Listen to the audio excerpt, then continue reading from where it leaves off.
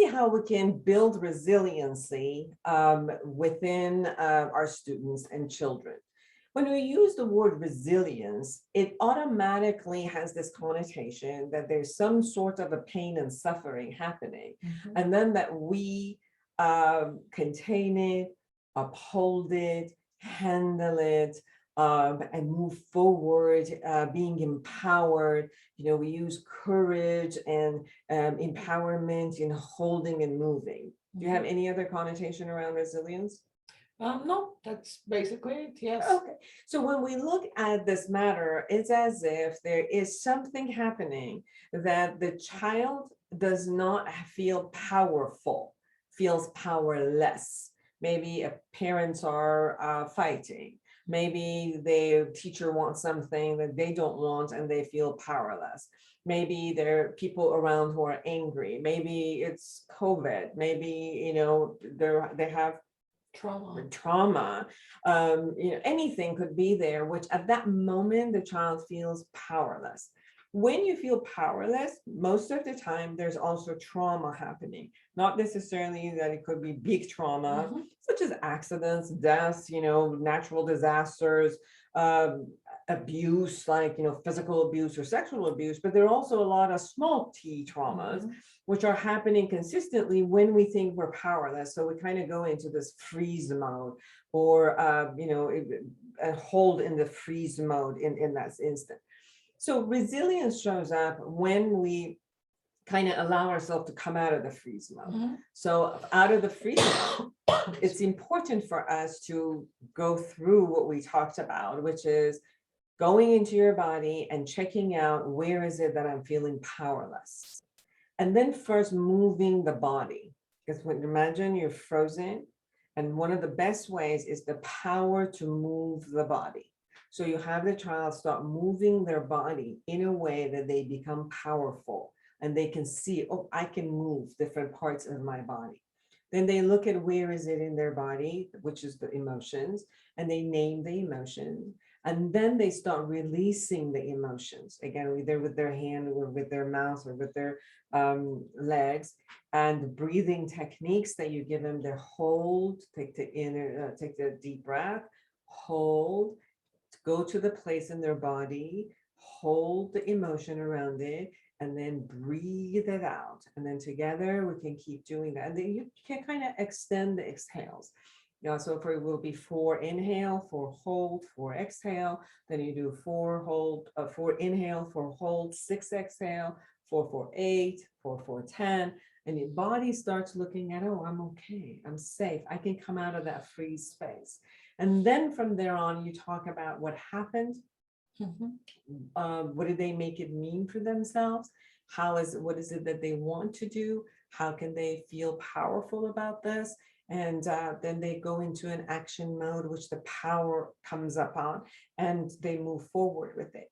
This is how you go out of that sense of trauma and create resiliency within your system. So resiliency means first containing the emotion, 2, having the ability to move, create, and move forward. So then with those action processes, you're creating all of that for them.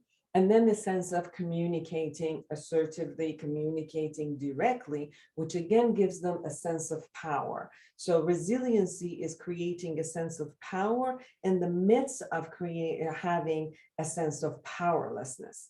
And that's how systematically you move a child toward resiliency. Another part is, as we've talked before, is if they learn, if I'm getting something and I can't, what are other options that I can go, ways of handling it?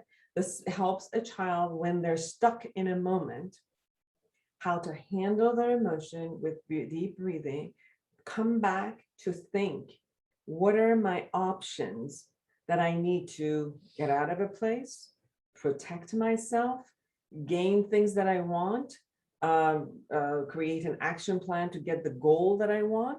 And all of that becomes a creative mind that looks for solutions. And when you are teaching a child, and when they face something, look, thought, emotion, what can I do? Where is it I want to get? I'm here and my goal is there. How do I get there? What are all the different ways of getting there? And that's how you create resilience. You mentioned it. It's finding the solution when we feel or the child feels powerless. And it normally comes from a trauma. The trauma can be very minor, trauma can be major. So the resiliency is actually a good thing to have. It's very important for children to build resiliency because they need it through their life. And us helping them build that resiliency makes the process faster for them.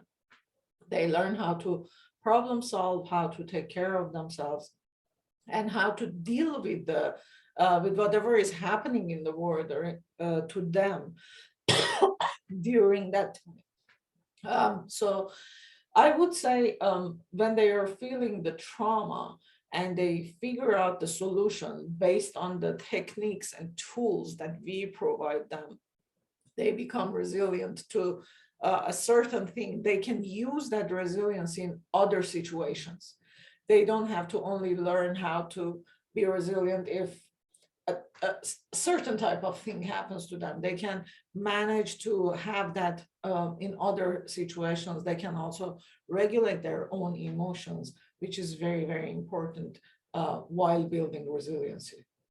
The essence of experience when someone feels resilient is the experience of, I got this. I got this. I can handle this.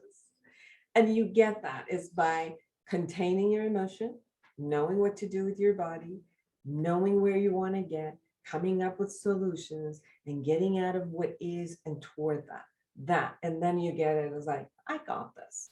And that is an experience of I can handle. And most people, what they can't handle, they haven't learned how to handle is their emotion.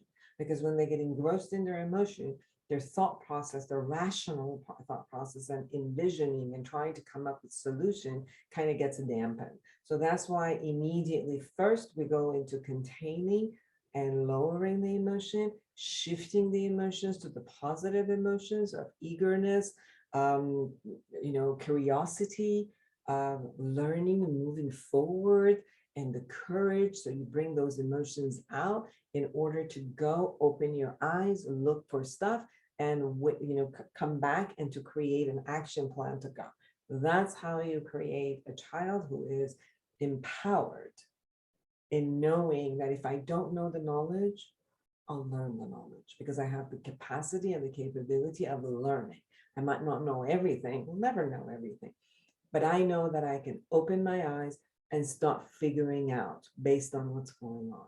And that piece is the most empowering experience that you can build in a child.